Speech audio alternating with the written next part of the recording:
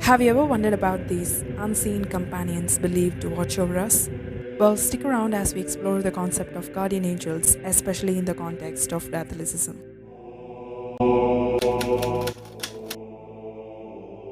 Guardian angel is an angel, a created, non human, non corporeal being that has been assigned to guard a particular person, especially with respect to helping that person avoid spiritual dangers and guard his soul. They exist in the state beyond physical realm. They interact with us without a tangible physical presence. Through life's twists and turns, they stand by unseen, yet ever present, ready to guide, shield, and to uplift us.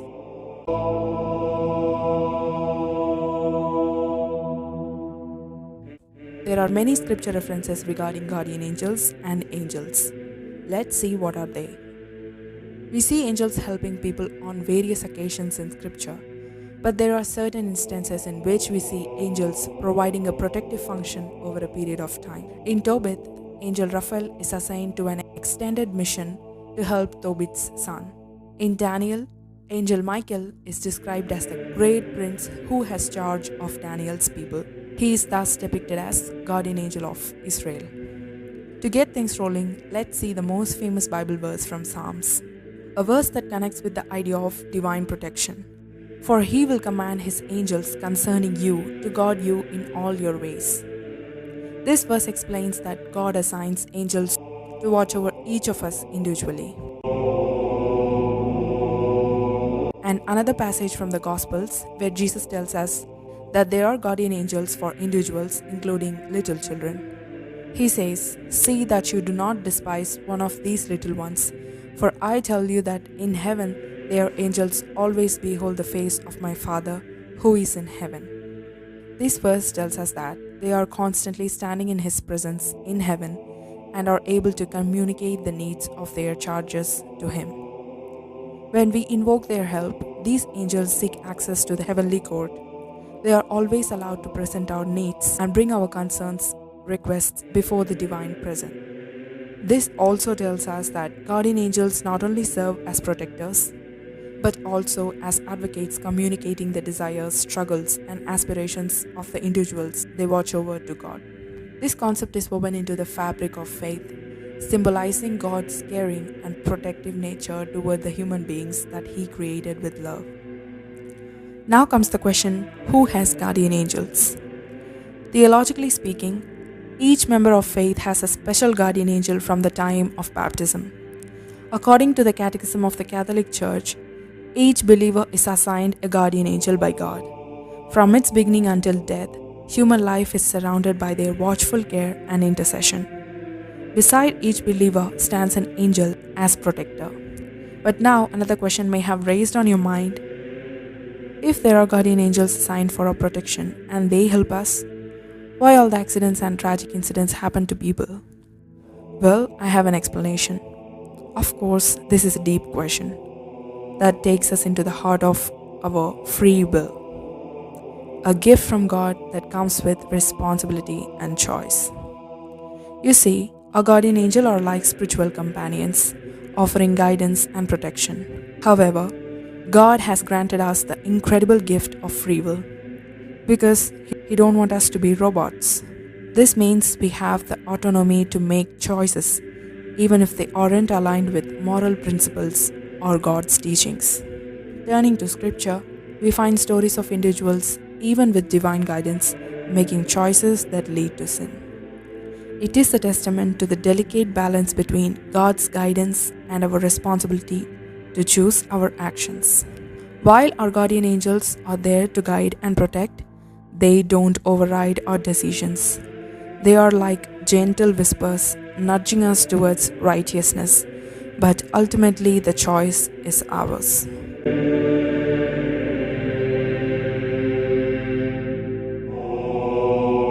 Saints like Saint Padre Pio had a deep and personal relationship with his guardian angel. As a child from his young age, Saint Padre Pio exhibited a remarkable connection with his guardian angel. His family observed him engaged in conversations with someone unseen, and when questioned, our young Pio would enthusiastically shared that he was talking to his guardian angel. This experience continued throughout his life, and Padre Pio often emphasized and encouraged others to cultivate a similar relationship with their guardian angels. Saint Bernard, a famous and highly influential figure in medieval Christianity, known for his theological writings and leadership in the Cistercian order. Saint Bernard writings, known for their eloquence and spiritual depth, also said something about guardian angels. Some of his quotes are,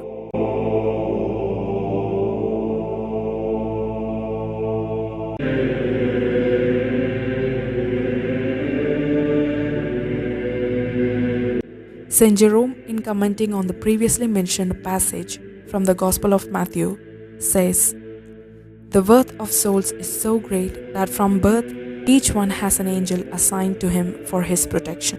More recently, Pope St. John Paul II taught in a general audience on August 6, 1986, "God has entrusted to the angels a ministry in favor of people. Therefore, the Church confesses her faith in the guardian of angels, venerating them in the liturgy with an appropriate feast, and recommending recourse to their protection by frequent prayer, as in the invocation, Angel of God." The memorial that we celebrate today on October 2nd did not become a universal feast until the latter part of the 17th century, when Pope Clement X placed it on the Roman calendar.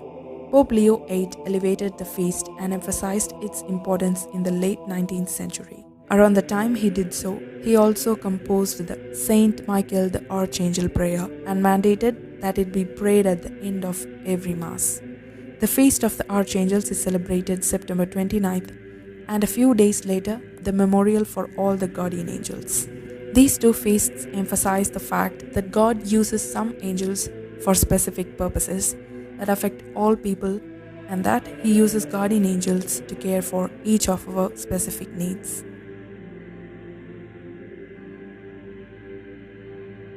Based upon the Old and New Testaments, the teachings of early Church Fathers, and the detailed teaching of St. Thomas Aquinas, the Church generally accepts that there is a hierarchy of angels consisting of 9 choirs that are further divided into 3 triads. The first triad consists of the seraphim, cherubim, and thrones. Their duty is exclusively the service of God, worshipping Him continually. The second triad consists of the dominions, virtues, and powers.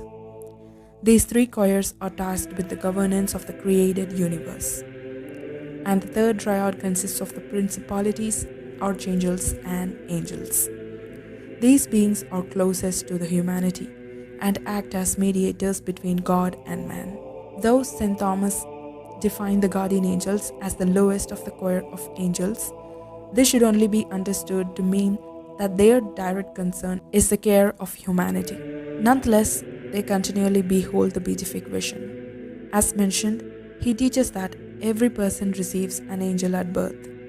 This means that guardian angels are not tied to baptism, but to human activity in this world, specifically human activity that begins at birth. These angels are not recycled, but are assigned to one person and one person alone. The guardian angels can act upon our senses and imaginations, inspiring us one way or other. They can put ideas before our minds to direct us towards God's will, but they cannot control our wills. By working upon our senses, they can cause us to feel what is right or wrong and urge us to make the right choices. They act contrary to the fallen angels or demons, who tempt us through false reasoning and base sensate delights.